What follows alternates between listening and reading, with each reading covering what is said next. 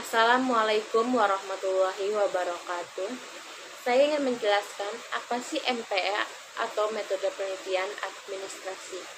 Jadi, MPA atau metode penelitian administrasi adalah teori atau cara dalam mengambil suatu penelitian. Mata kuliah MPA atau metode penelitian administrasi di dalamnya menjelaskan langkah-langkah dalam penelitian seperti latar belakang, permasalahan, dukungan teori, kerangka berpikir, metode penelitian, teknik pengumpulan data, dan lokasi, dan sebagainya.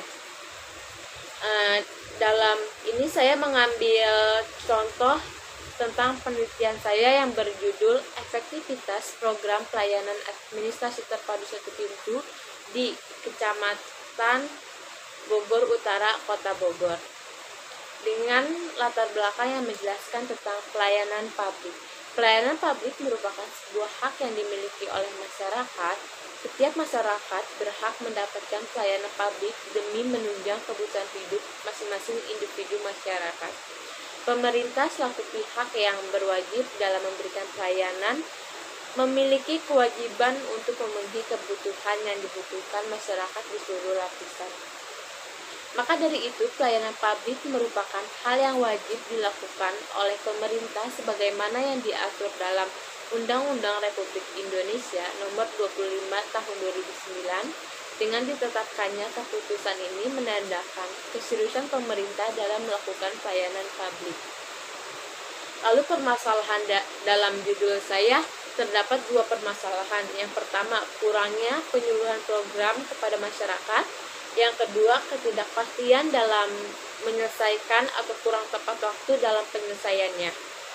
Dan saya tuh penelitian saya didukung dengan teori menurut Subagio dalam Budiani tahun 2007.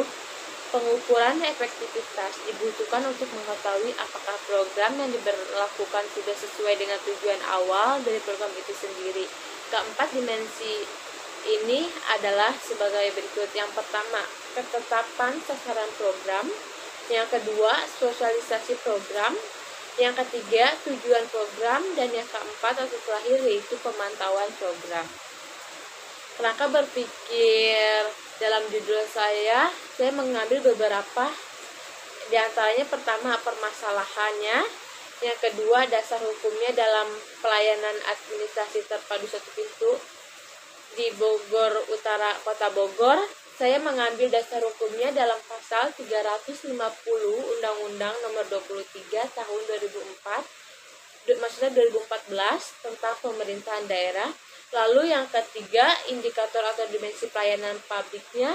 Saya memakai menurut Subagio dalam Budiani tahun 2007. Dan dimensinya yang telah saya sebutkan tadi ada 4. Yang pertama, ketetapan sasaran program. Yang kedua, sosialisasi program. Yang ketiga, tujuan program. Dan yang keempat dan terakhir yaitu pemantauan program. Lalu yang terakhir outputnya yaitu saya ingin meneliti tentang efektivitas program pelayanan administrasi terpadu satu pintu di Kecamatan Bogor Utara, Kota Bogor. Saya menggunakan metode penelitian kualitatif. Menurut Bogdan dan Taylor yang menjelaskan bahwa metode kualitatif adalah metode penelitian yang menghasilkan data deskriptif berupa tulisan dan ucapan. Dan perilaku yang diamati dari seseorang atau subjek. Metode yang dipilih dalam penelitian ini adalah metode penelitian kualitatif, di mana metode ini tidak menggunakan statistik dan angka sebagai hasilnya.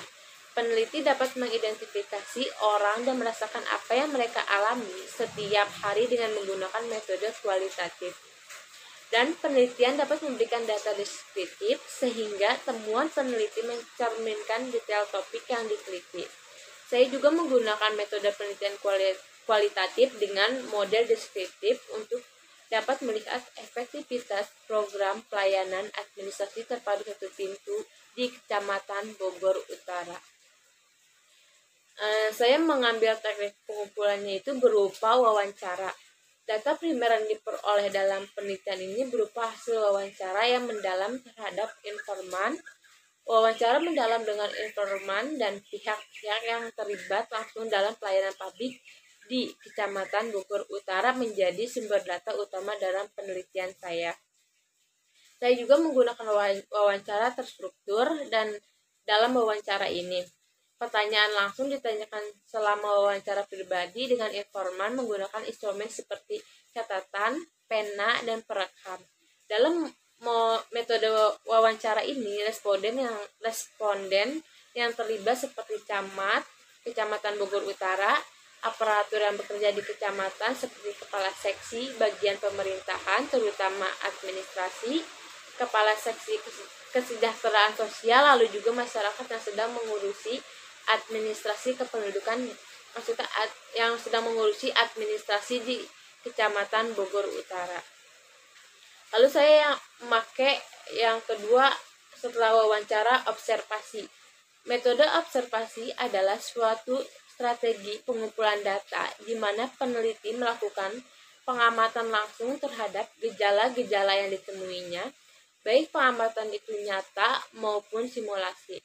Strategi ini memerlukan pencatatan dan pengamatan kejadian-kejadian yang ada di wilayah penelitian secara metodis.